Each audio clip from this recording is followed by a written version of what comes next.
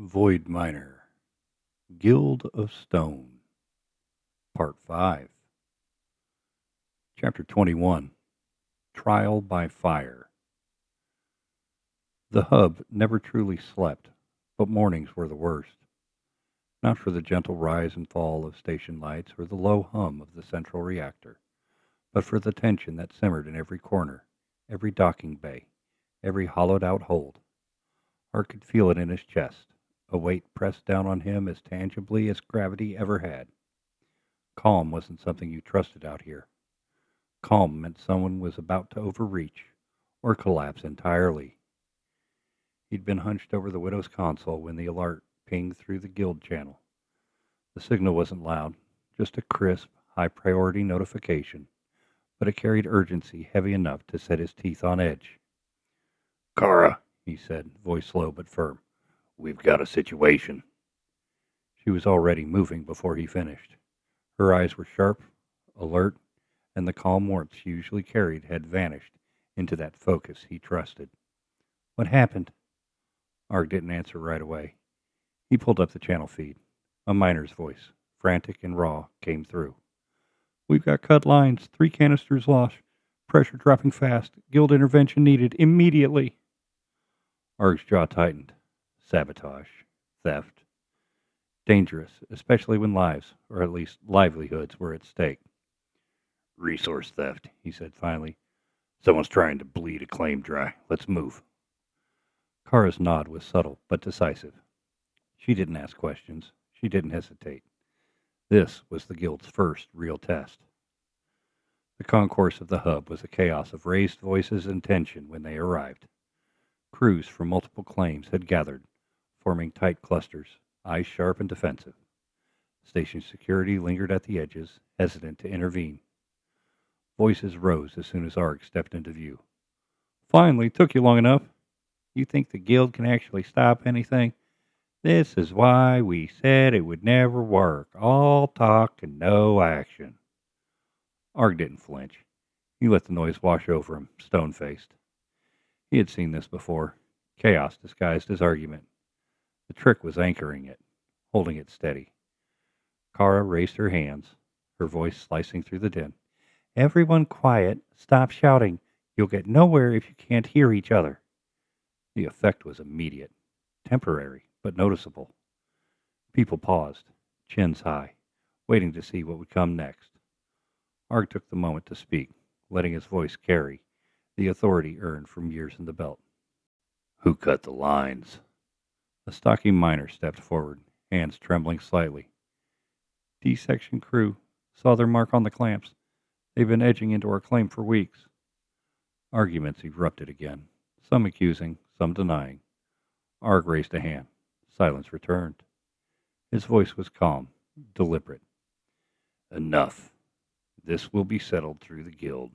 Not fists, not threats. Now. Evidence. Logs, sensors, anything that proves your claim." Kara stepped in immediately.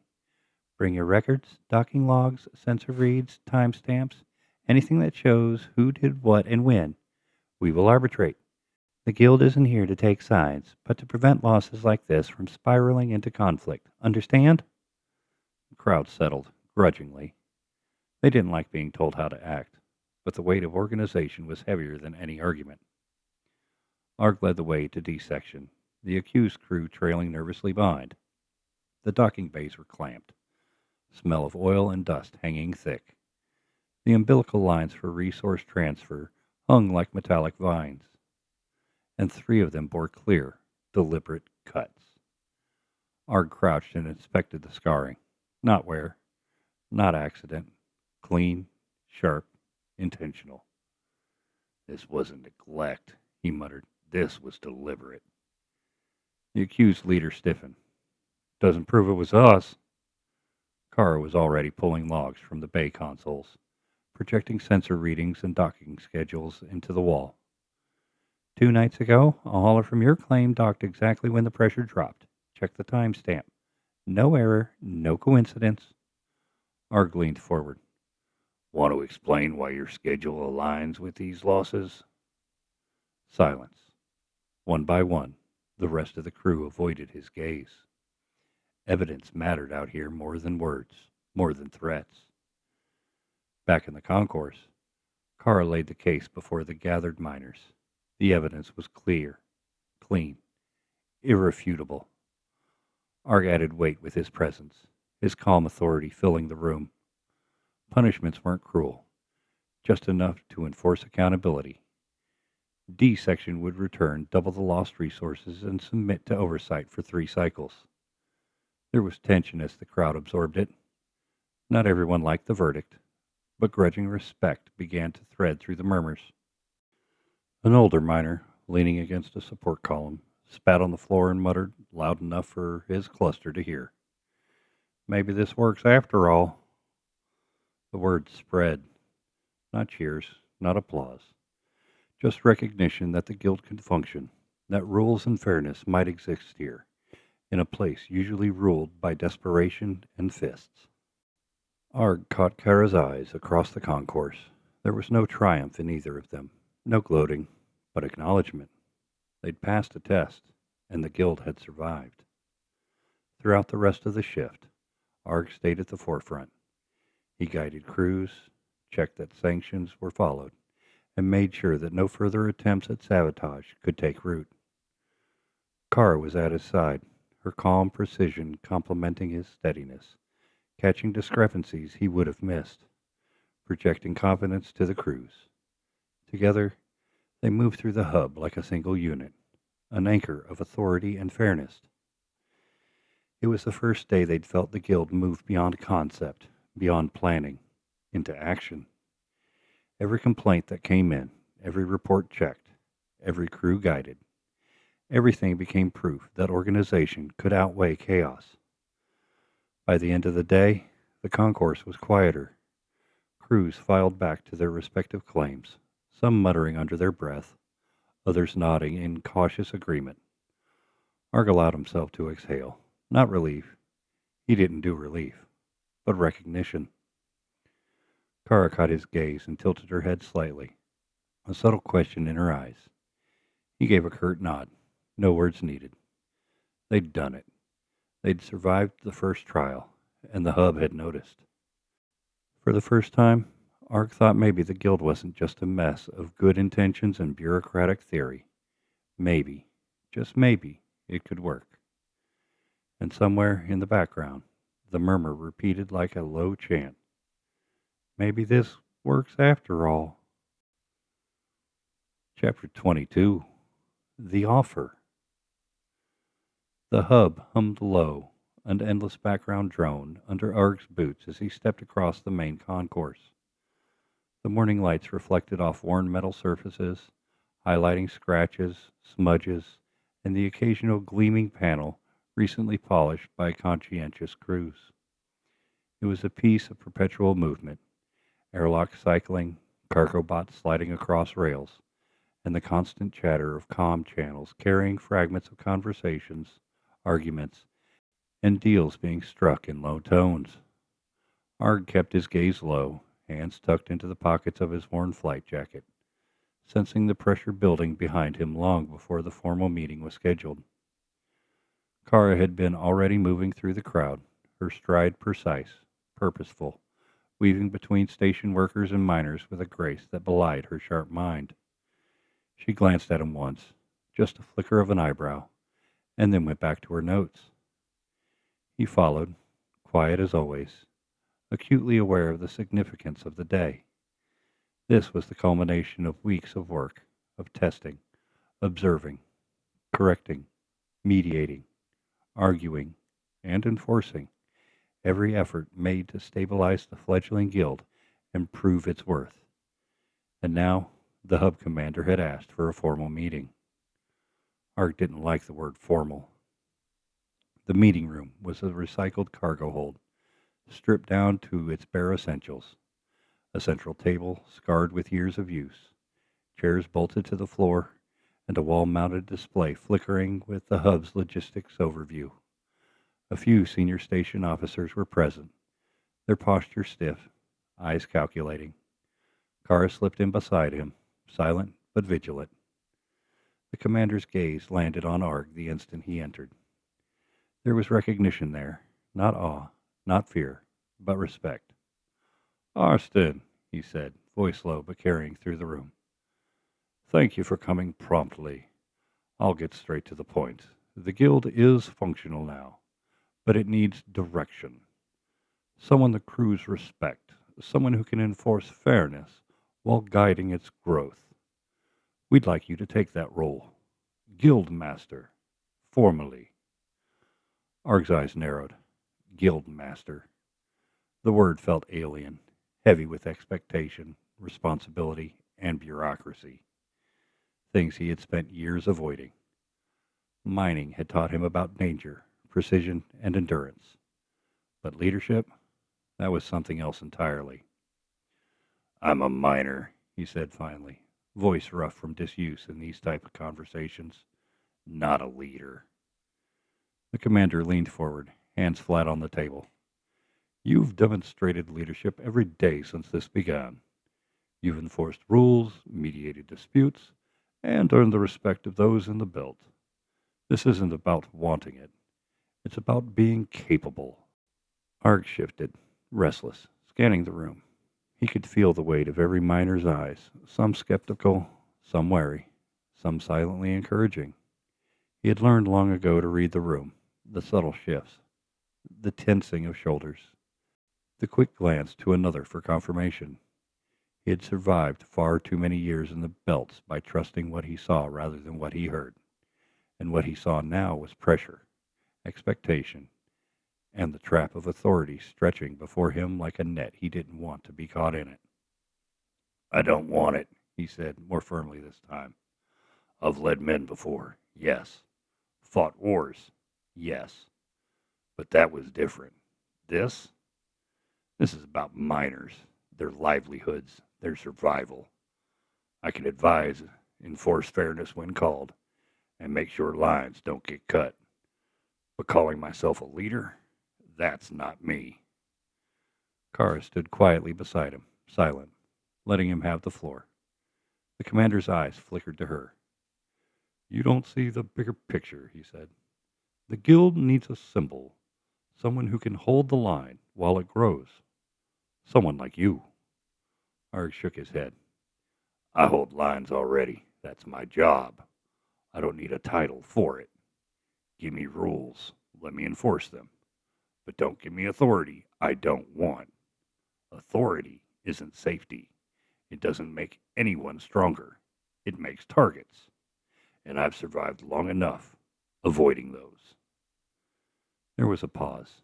The room waited. Arg could feel tension coiling in the corners, the unspoken question hanging in the recycled air. Why refuse? Kara finally spoke, quiet but unwavering. "And that's why they trust you." Arg's jaw tightened. Her words were simple, almost gentle, but precise. She understood him. Not the public Arg, the one who could stand in a room and command obedience with a word, but the private Arg, the one who measured every risk, every potential failure, every cost of responsibility. "I don't want trust," he muttered almost to himself. "I want stability. I want the guild to work without being the center of it." The commander leaned back, eyes steady. "Sometimes stability requires someone to be the center, Arston, even if they don't want it." Arg exhaled slowly, shoulders settling. "Then I'll center it by example, not by title." Kara's hands brushed against him as she stepped closer. Not a hold, not a grasp, just a touch. A silent acknowledgement that the weight he bore could be shared. "By example," she echoed softly, almost to herself. "That's more than enough." The rest of the meeting passed in formalities and technical discussions. Arg contributed not with grandiose visions, but with practical corrections. Improving record keeping, suggesting rotations for claim inspections, detailing enforcement protocols for disputes. Every recommendation was grounded, every point measurable. Kara's notes moved smoothly across the digital board, capturing each action with clarity and precision. Station officers nodded, scribbled, and asked for clarifications. Arg didn't raise his voice. He didn't need to. Every statement carried the weight of experience, each measured word, a reminder that the guild's strength wasn't in titles. It was in action. Kara caught his eyes across the table, a small smirk playing at the corner of her mouth. Arg allowed a brief exhale. He was exhausted, but not in the way physical labor exhausted him. This was the weight of responsibility without the trappings he preferred, the kind of fatigue that gnawed at the edge of his mind. The final piece of the session was a vote from the senior miners and station representatives. It wasn't a vote of leadership. It was a vote of confidence in the guidelines, protocols, and oversight that Arg and Kara had laid out. Approval passed unanimously, a subtle acknowledgement that the guild had earned legitimacy, even without him assuming the title they sought to place on him. Hours later, Arg stepped back into the narrow corridor outside the meeting room. Kara followed. The hum of the hub was a constant, low vibration beneath their boots.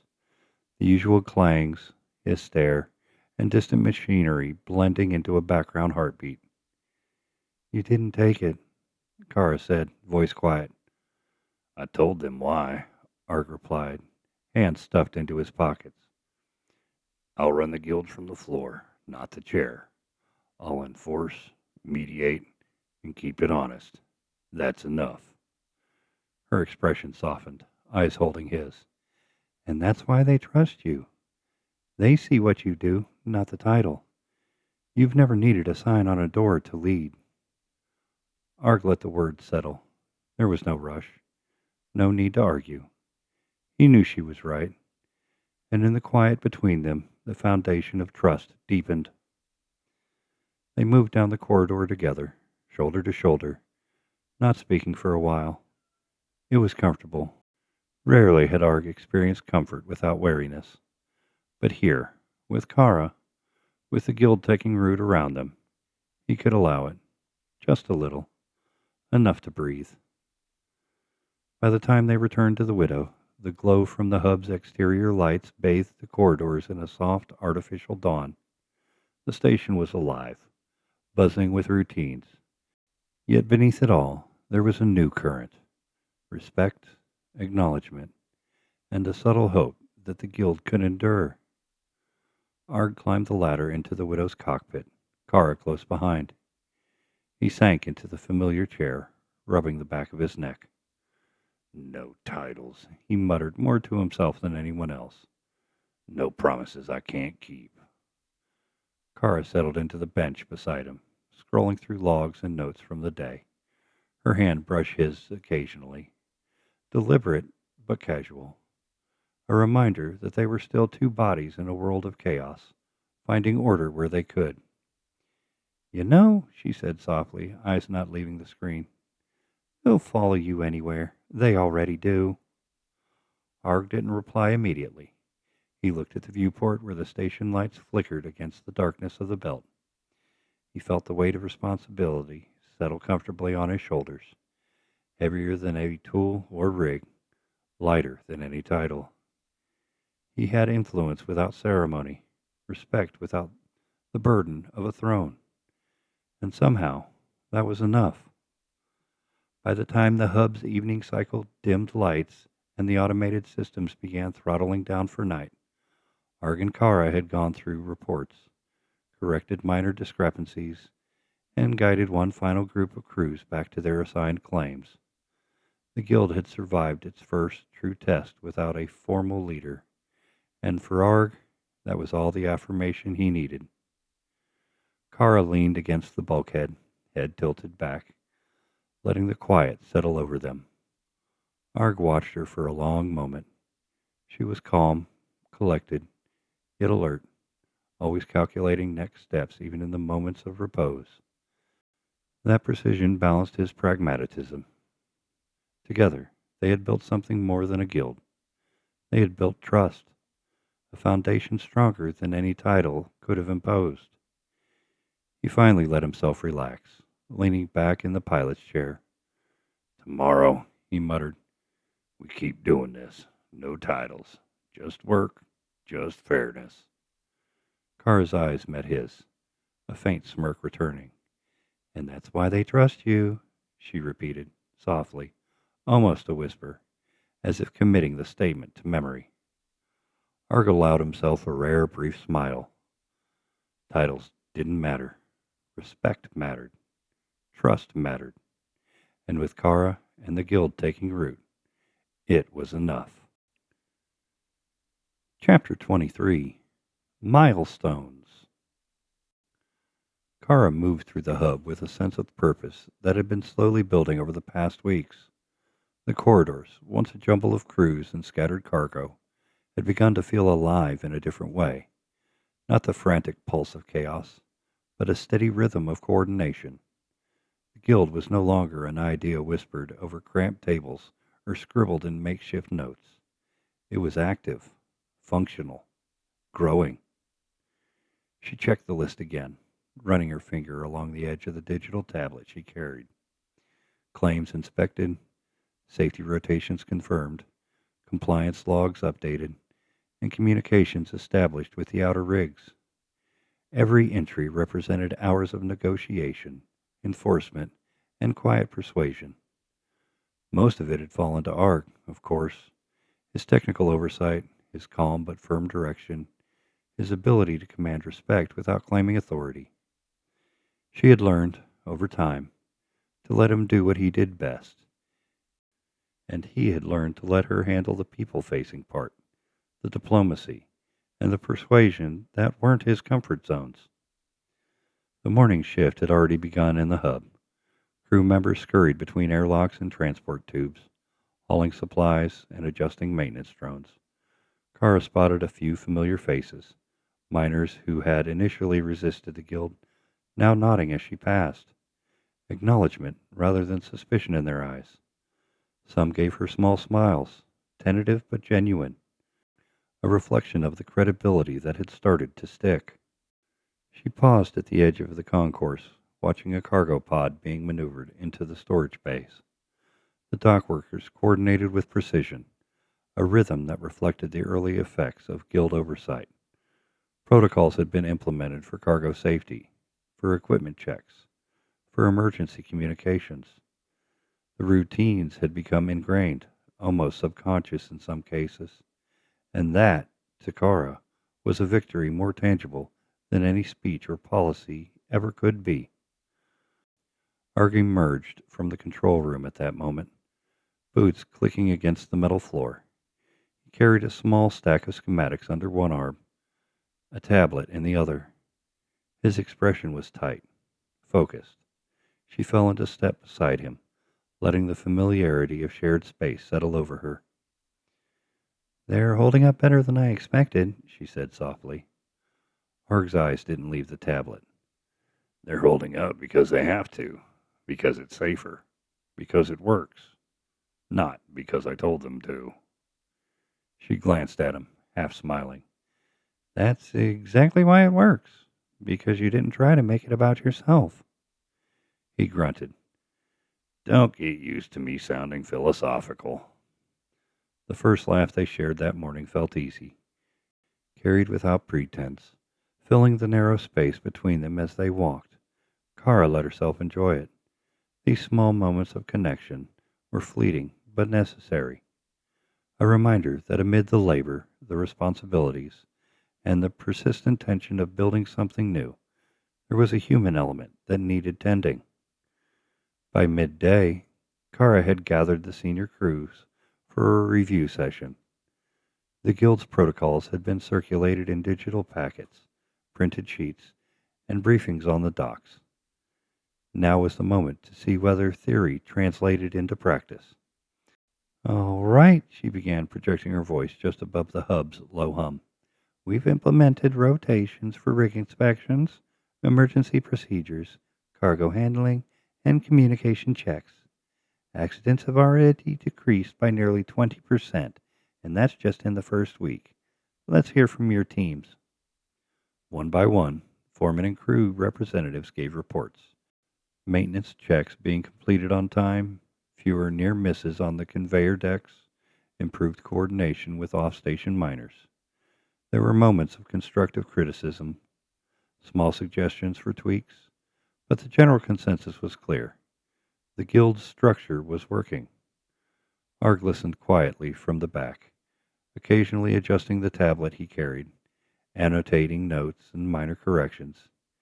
He didn't need to speak to command attention. His presence was enough to reinforce the system Kara had fully cultivated. A young miner, barely 20, spoke up with a note of nervous pride. We we actually caught a load misalignment before it hit the hull. Nobody got hurt. The rotations made the difference. Kara nodded, letting the gravity of the statement sink in. Exactly. That's what this is about. Not rules for the sake of rules, but safety, efficiency, and respect for each other's work. Ark stepped forward then, voice low but deliberate. I want you all to remember one thing. The rules aren't here to make things complicated. They're here to keep you alive and make sure your work counts.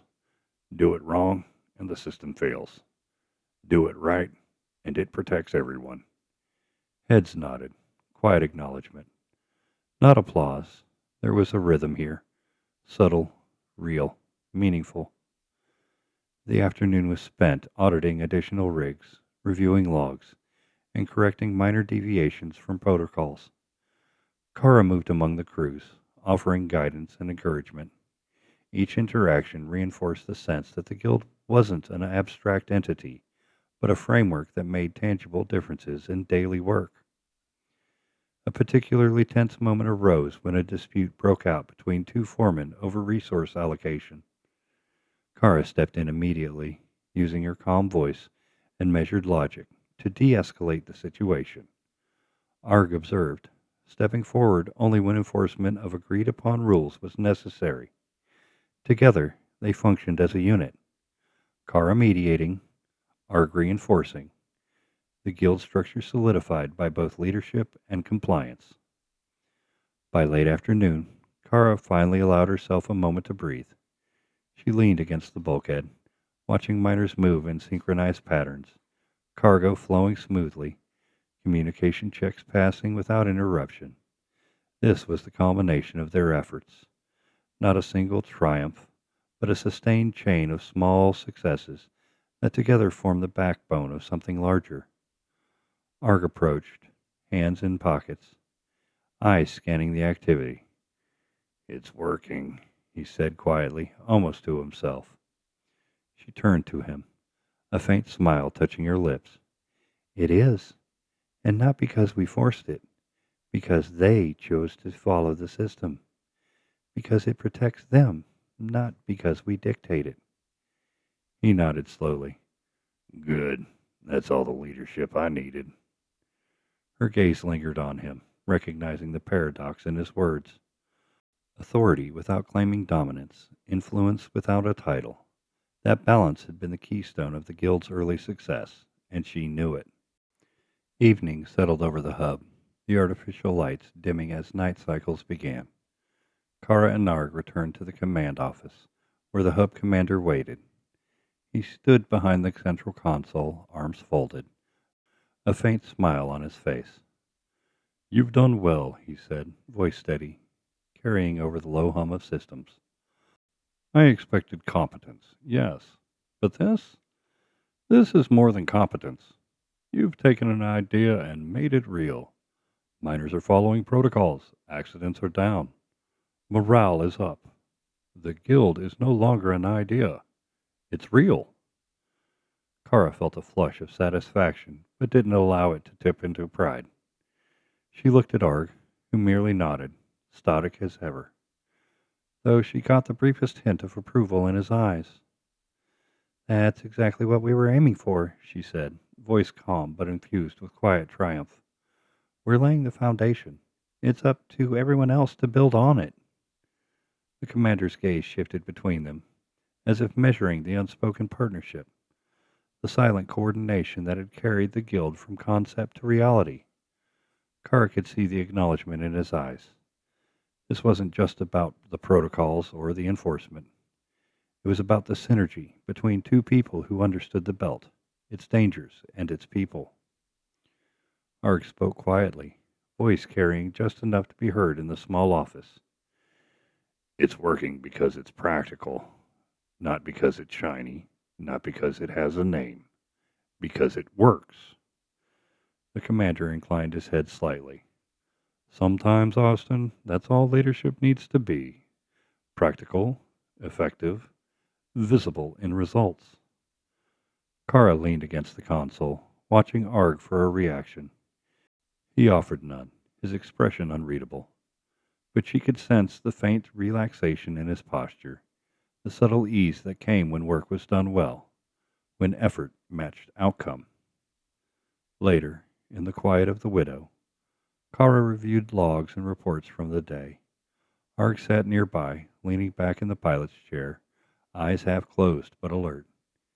The hub's hum filtered through the bulkheads, a steady backdrop to the reflections and minor adjustments she still had to make.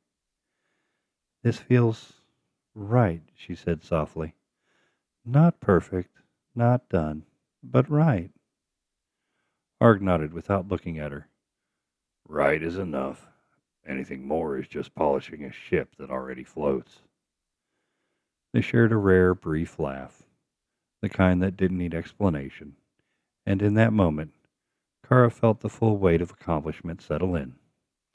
The guild had survived the first test, adapted, grown, and now had a foundation strong enough to withstand the inevitable friction that would come with time and expansion. She looked at Arg, quietly grateful. Without his insight, enforcement, and steady presence, none of this would have held together. And he, as always, would deny credit, deflect praise, and insist it was all practical, measurable work. But she knew better. The guild wasn't just functioning. It was living. For the first time in weeks, Kara allowed herself to imagine what could come next. Not ambition, not glory, but the slow, steady construction of something that mattered. A community built on trust, discipline, and shared responsibility. A foundation that could last. Arg caught her gaze, just for a second, a silent acknowledgement passing between them. No words were needed. Their partnership, forged in months of labor, discussion, and compromise, had created something tangible, something real. The widow settled into the quiet of the evening, systems humming low, lights dimmed to a soft glow. Kara set aside the tablet and leaned back, letting herself rest while the ship drifted between the stations and rigs, carrying two figures who had shaped the beginnings of a new order in the belt. And in the command office of the hub, the commander made a note, quietly impressed. The guild had passed its first major milestone, not because of titles, not because of directives, but because two people understood the belt and its people, and knew how to make them work together. Chapter 24. A Shared Life. Kara woke to the low hum of the station's automated systems filtering through the widow's bulkheads.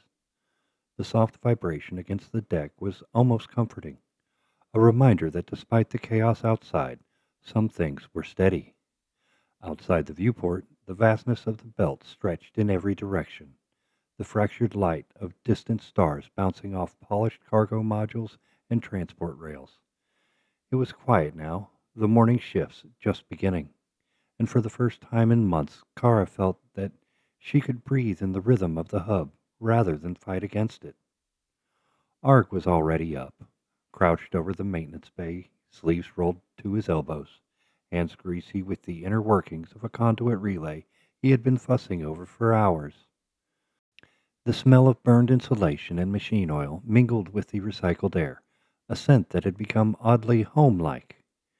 She had watched him enough to know his routines, the careful checking of each connection, the tap-tap-tap of the diagnostic hammer against the conduit, the subtle hum of concentration that seemed to follow him wherever he went.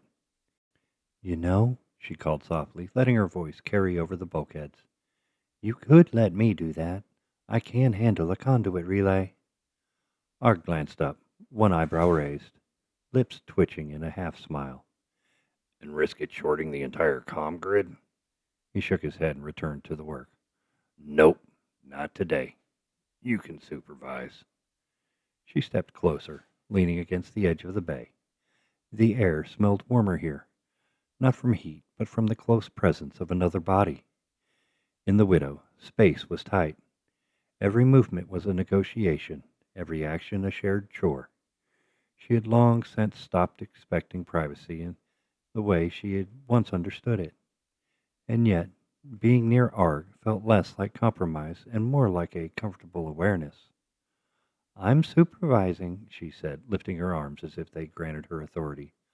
I'll be the voice of reason while you smash your hammer into delicate electronics.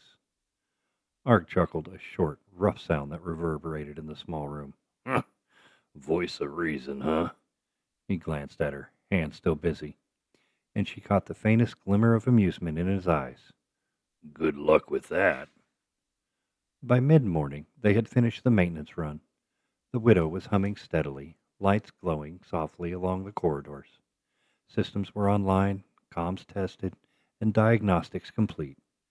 It was a rhythm they had fallen into over the past weeks. Work, check, report, repeat. But now there was more.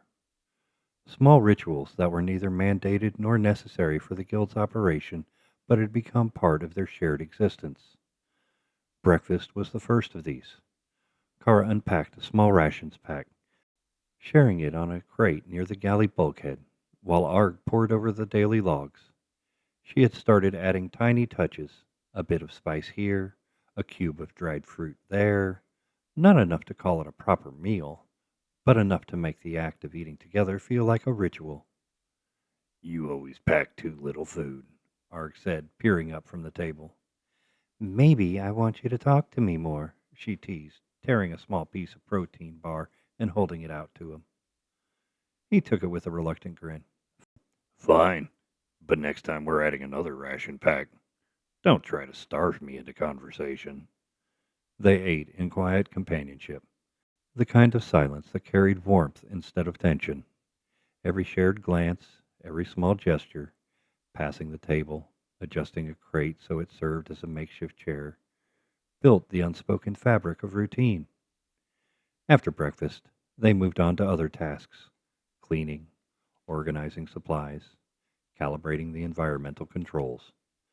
Kara marveled at how domestic these moments had become, despite the ever-present machinery, the metal corridors, the hum of life support, and distant transport traffic. Each action was purposeful, yet familiar. She wiped a streak of oil from the panel while Arg adjusted mounting of a small storage container. Their hands brushed occasionally, accidental, fleeting. Each contact lingered in memory long after the moment passed. Careful, she said softly, not looking at him directly. Those bolts are tighter than they look. I'm aware, he replied, the faint edge of humor in his voice. I've done this before. She gave a small laugh, shaking her head. You think so? And yet here we are, still checking each other's work. You're learning, he muttered, returning to the console. You'll be dangerous soon. Good, she said. I'd like to be a competent nuisance. The laughter that followed was quiet, shared between them like a secret language. It wasn't about anything significant, but it solidified a sense of shared life that had grown organically within the confines of the widow. Evening brought another layer to their domesticity. After completing routine inspections, Kara prepared the evening ration packs while Arg ran a systems check in the cockpit. She watched him from the galley hatch, leaning against the bulkhead, fingers tracing the edge of a console absent-mindedly. There was a rhythm to his movements, the subtle efficiency of someone who had spent years in isolation, yet had adapted to shared space. Dinner's ready, she called softly. He didn't respond immediately, lost in a complex string of diagnostics. But when he finally looked up, there was a flicker of appreciation in his eyes. He followed her to the makeshift table, a crate she had commandeered for these occasions, and they ate side by side. Conversation was easy now, the awkwardness of early cohabitation replaced with a natural cadence. They spoke of minor rig incidents, observed anomalies, and occasionally allowed a shared memory or joke to surface. At one point, Arg paused mid-bite, eyes narrowing slightly at Kara's tablet. "You double-checked those inventory logs, right? We can't afford another miscount like last week." "I triple-checked," she said with a small grin. "I color-coded the replacements. Look." She turned the tablet toward him, showing neat grids and highlighted cells. "Impressive," he said quietly, a rare acknowledgment of her meticulous work. "We're actually organized now. That's new." "Organization is overrated," she teased. "But it feels nice when it works." He chuckled softly, leaning back against the bulkhead, the ambient lights casting shadows across his face. Kara felt a subtle warmth spread through her chest, not romantic in a bold sense, but a deep, quiet comfort born from routine, proximity, and mutual trust. Later, when the bulkheads were quiet, they settled into the widow's small common space. Tools and supplies were stacked neatly, the consoles dimmed, and only the low hum of the systems filled the room. Kara worked on repairing a minor comms issue while Arg observed, offering subtle adjustments here and there. Their fingers brushed occasionally, more deliberate now, testing boundaries within their small shared space. "Need a hand?" he asked softly, not reaching, letting her move freely, but signaling availability. "No," she said, her voice low. "I've got it, but thanks." Arg nodded, sitting back against the console. She could feel his presence even when she wasn't looking directly at him, a constant in the confined quarters, a quiet anchor in the chaos of work and life in the hub. As night deepened, Kara finally set down her tools and moved to the cockpit. Arg was already there, reviewing data feeds and logging system reports. She leaned against the console, letting the quiet hum of the ship settle around her. "You ever think about how far we've come?" she asked, her voice barely above the system's drone. "All the time," he replied, eyes still on the screen. "It's different now. Less chaos, more foundation." "Foundation," she echoed, smiling. "I like that word. It feels like something solid under our feet." "Feels like something holding us both," he said, voice low but steady. She glanced at him, eyes meeting his briefly, before looking out the viewport into the infinite belt. "I never thought the widow could feel like home." "It's not the ship," he said softly. "It's what we've put into it. The routines, the trust, the effort. That's what makes it home." Carl let the words settle. They spoke of safety, of labor, of careful effort. But beneath that, she understood the unspoken, the shared life, the partnership, the intimacy forged in metal corridors and routines. A quiet laugh escaped her, sudden and unguarded. "You're sentimental." He raised an eyebrow, smirking. "Only when the ship behaves." She shook her head, laughing again, the sound echoing softly in the cockpit. For the first time in months, she allowed herself to fully enjoy the comfort of the shared space, the companionship, and the unspoken understanding between them. Arg finally laughed, short but genuine, leaning back against the console with a small shake of his head. "Feels less lonely with you here," he admitted quietly. Her smile widened, a mix of relief and recognition. The widow, the hub, the guild, they were all pieces of a larger world they were building together, and within it they had created a rhythm, a shared life that neither had expected, but both had come to rely on. The lights dimmed, the system hummed, and the widow held them safely between the station and rigs. The laughter lingered, soft and unassuming, a testament to the domesticity that had carved from the chaos, the small rituals that had marked their days, and the partnership that had grown quiet, firmly, and without fanfare. Chapter 25. Shadows of Politics. The hub never truly slept. Even in the supposed quiet hours, the hum of air scrubbers, the faint vibration of distant bulkheads under strain, and the low thrum of life support systems made it impossible to forget that this was a living station, a throbbing node in a network that refused stillness. Arg could feel it beneath his boots, through the steel plating, and he didn't like it. There was a difference between work and politics, and he could smell the latter before it arrived. He leaned against the edge of the concourse railing, arms crossed, eyes scanning the activity below. Cranes creaked against the artificial gravity, freighters docked and undocked with their predictable chaos, and miners bustled with schedules that never fully accounted for breakdowns or human error. And then there were the factions that had taken note of the fledgling guild before it was even fully formed. Whispers had been circulating for weeks. Not direct threats, not yet, but hints, nudges, and suggestions meant to sway, manipulate, and test. Arg had heard them first in the corridors, from miners who were loyal to no one but their own pockets. The rumors were subtle, a supervisor casually mentioning that other guilds have more influence, or a station merchant implying that joining certain factions could make things easier. Arg had learned long ago to see these layers beneath those casual words. People who want influence don't advertise it. They seed it in half-truths, in glances, in insinuations, and the belt was crawling with that kind of subtle poison. He shook his head slightly. His hands rubbed the back of his neck as he watched a small group of miners arguing over the allocations of docking slots. The conversation was loud enough to carry, but the real meaning was hidden in the pulses. The looks passed between them. They weren't worried about cargo. They were testing how far the guild would go to assert itself. Arg's jaw tightened. Politics had always been a cancer in mining operations, a slow rot that could destroy the work, the crews, even the machines themselves if left unchecked. He had no interest in it. His life had been full of explosions, near misses, and mistakes that left scars deeper than any faction's influence.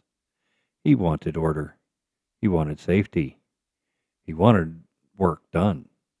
Politics was a distraction, a burden, and a trap. Kara appeared at his side, quiet as always, and he could feel her presence more than see it. Her calm aura carried an understanding he didn't always have. The subtle balance of listening, observing, and acting only when necessary. She tilted her head towards the concourse below. "They're testing us," she said, soft enough that only he could hear. "Not the guild, not you. They're testing us. The loyalty, the influence, the rules that haven't even been written yet." Arg exhaled through his nose, a sound sharp and tense. I don't care.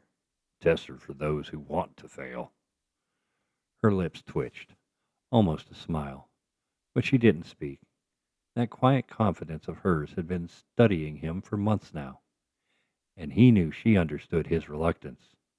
She didn't push him, not yet, but he could feel the weight of her observation. Minutes later, the first direct approach arrived. A representative from one of the larger belt factions, an oily man with a voice like sandpaper and a suit that had never seen a day of actual work, stepped into the concourse where Arg and Kara were stationed. His presence was intrusive, a shadow in the lighting, and Arg instinctively bristled. "Mr. Austin," the man said, his tone artificially friendly, "I hear your little guild is making waves. Quite impressive for such a new formation, but surely a more experienced hand could guide your efforts here more efficiently. We have interests, of course, that might align with yours." Arg didn't respond immediately. He studied the man's face, noting the calculated flickers in his eyes, the precise modulation of his tone. This was a predator disguised as a bureaucrat. offering guidance wrapped in the promise of influence. Arg had no interest in either. Kara's hand brushed his shoulder subtly, a quiet anchor. He inhaled, steadying himself. We're doing fine on our own, He said, voice low but firm. we don't need guidance. The man's smile widened, forced and predatory. Of course, of course. But consider the resources at your disposal if you were willing to cooperate. The belt can be difficult to navigate without the right allies.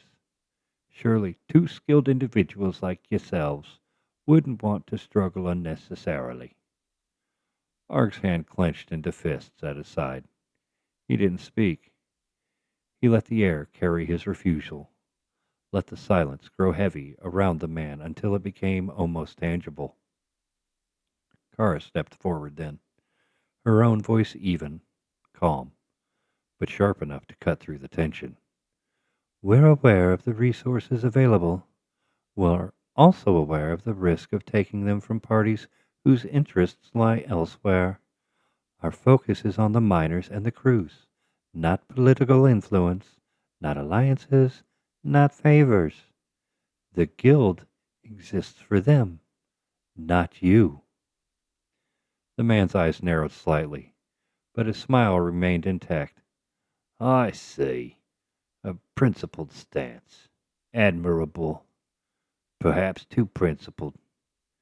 We'll be watching, of course. The belt always rewards pragmatism. He turned and left, gliding down the concourse like a shadow leaving a stain.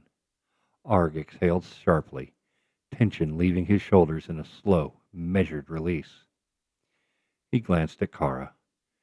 Her eyes were steady, unwavering, and he felt a quiet surge of gratitude. Every day, He muttered, someone's testing us, trying to push us into politics. She didn't speak immediately. Her gaze drifted over the bustling hub, the miners, the cranes, the blinking lights of docking bays, each movement precise and measured, yet chaotic. They try, she said finally, and they'll keep trying. But the guild isn't theirs to control. We've set the boundaries. Arg nodded, rubbing the back of his neck. He could feel the simmering tension in the station walls, the pressure of influence trying to creep into the work, into the decisions, into the minds of those who would follow them. He had no patience for this. He had spent his life moving rocks and metals, watching machines and humans alike betray themselves if left unchecked. Politics was the last thing he wanted, and yet it had arrived, insidious as a leak inside a bulkhead. Over the next several cycles, the pressure increased subtly. Messages left in corridors, failed conversations that carried across work halls, even whispers in the canteen. Everywhere, hints of influence, offers of favors, promises of wealth and support if only the guild bent a little, if only Kara and Arg allowed it. Arg endured it all in silence. He did not respond to the petty pressures, did not engage with the insinuations, and he did not falter in his duties. Kara observed, quietly redirecting attention, ensuring that no one's focus strayed toward political entanglements. The guild remained a neutral ground, a place for miners and haulers, not for factional play. At one point, a young manor approached him nervously. Sir, one of the faction leaders said if we don't align with them, there could be consequences. They might withhold support, or worse.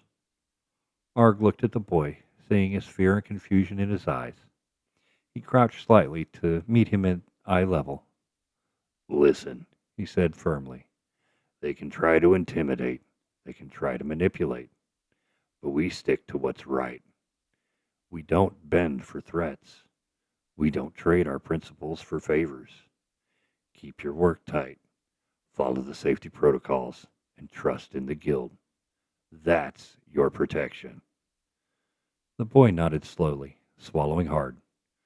Arg could feel the weight of expectation in him, the need for guidance in a world where influence often overshadowed merit. He gave a brief pat on the shoulder. You'll be fine. They're just shadows. They don't have the power we have when we're working together. By the end of the cycle, the guild had held its ground. Rumors persisted, of course. They always would. But the miners, the crews, the haulers, they were beginning to see that this organization, this fledgling group of workers, could operate independently. They could respond to crisis, manage resources, and enforce safety without bowing to factional pressure. Arg watched the sunset, or rather the simulated cycle of light on the hub, casting a long, sterile shadow across the concourse. He felt the familiar ache in his shoulders, the tiredness in his eyes, but also the quiet satisfaction of endurance. Politics would continue to press against them, trying to find weaknesses, but the guild had proven itself resilient. He glanced at Kara, who was coordinating a group of miners at the far end of the hall. Her calm presence anchored him more than any machinery or schedule ever could. He realized then, fully, that he would rather face the constant strain of outside influence with her at his side than be alone. Let them try, He muttered quietly to himself, letting the words carry across the hum of the hub. They can play politics. We'll keep digging. And for the first time that day, Arg allowed himself to feel that the guild, their effort, and their determination were strong enough to withstand the shadows creeping in from the belt. The end of Part 5 of Void Miner, Guild of Stone.